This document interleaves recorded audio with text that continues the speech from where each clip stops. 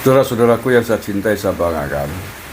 Jadi begini, ada pedagang pasar kalah bersaing dagangannya dengan pedagang-pedagang yang lain. Pedagang yang lain dagangannya laku keras, banyak dibeli oleh pengunjung.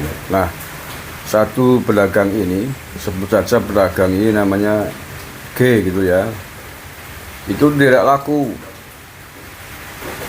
dagangnya tidak laku, ya laku hanya 1-2 orang yang beli gitu ya. Walaupun sebelumnya sudah dikampanyekan, diiklankan besar-besaran bahwa dagangannya ini yang paling bagus, yang paling jos ya. Tapi faktanya pembeli tidak mau membeli, tidak laku, jarang sekali yang beli. Nah, pedagang ini kemudian marah, menuduh kepada pihak yang membangun pasar, menuduh kepada kepada pedagang-pedagang yang lain tidak jujur, curang, tidak fair gitu ya. Sehingga kemudian mengapa dagangannya tidak laku dan yang lain yang laku. Ya marah-marah mengumumkan kepada banyak orang, kepada pemerintah yang membangun pasar. Ini nggak beres ini membangun pasarnya ini. Gara-gara curang ini banyak permainan kotor, sehingga dagangan saya nggak laku. Ini pasarnya harus dibubarkan, ini harus diaudit gitu. Ini tidak adil nih, harus dipindah ini pasarnya gitu. Kenapa saya nggak laku nih? Gara-gara pasarnya nggak beres gitu. Pokoknya intinya dia menyalahkan pasar, menyalahkan yang membangun pasar, dan menyalahkan pedagang-pedagang yang lain yang menurutnya mencurangi dagangannya. Kira-kira kalau ada pedagang begitu, tanggapan atau komentar Anda seperti apa?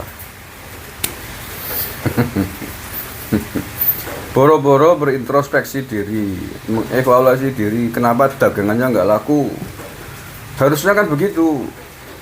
Mengapa sih barang saya kok nggak laku dibeli di pasar ini? Sementara yang laku malah barang-barang yang lain, pedagang yang lain. Evaluasi diri, di mana kelemahan dari dagangan Anda, barang Anda yang dijual itu nggak laku. Tanya kepada para pembeli yang lain, lakukan survei, kenapa sih nggak mau beli barangku, daganganku, kan begitu. Nanti kan menjawab. Nah, dari situ akan diketahui kekurangannya. Ya, nah, kekurangan itulah kemudian dijadikan bahan evaluasi untuk memperbaiki diri, memperbaiki barang dagangan agar ke depan bisa dibeli lagi, ke depan bisa dipilih oleh pengunjung, kan begitu. Itu yang terbaik, bukan mengkambing hitamkan pemerintah yang punya pasar, bukan mengkambing hitamkan penjual dan pedagang lain. Kalau terus-terusan begitu, itu namanya pedagang kemelinti. Ya, pedagang tidak tahu diri, sudah dagangannya nggak laku, nggak mau evaluasi, kemelinti, beboy balung kayak gitu. Kalau menyalahkan pasarnya harus dibongkar, ini nggak beres nih. Gara-gara pasarnya begini nih, saya nggak laku dagangannya nih. Ini pedagang-pedagang lain juga harus dibatalkan, dibuang semua nih, biar saya yang jualan sendiri gitu apa? Wala kucluk. Jadi kalau kita melihat pilpres hari ini, itu saya ibaratkan begitu. Ada calon yang kalah, tapi tidak mau mengevaluasi diri sebab-sebab kekalahannya. Malah tunggul menyalahkan pesaing pasangan capres yang lain yang menang.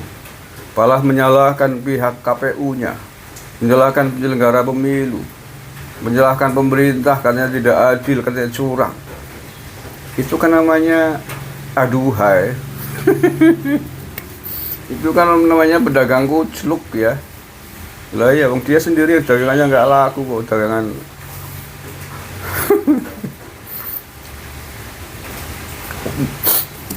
Evaluasi diri lah. Evaluasi diri yang terbaik seperti apa. Rakyat pintar kok. Masa 70 juta menggunakan hak pilihnya memilih yang lain, Anda kemudian protes, itu menyalahkan pemerintah, menyalahkan KPU. Sadar diri.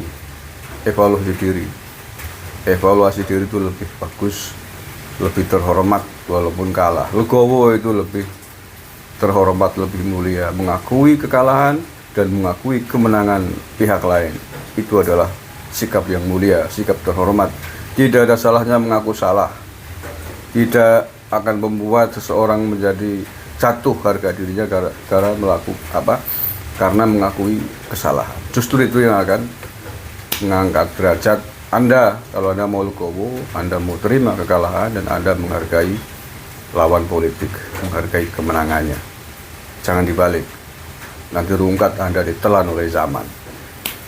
Terima kasih, saya Agus Semar dari Lereng Gunung Slamet di Banyumas, Jawa Tengah.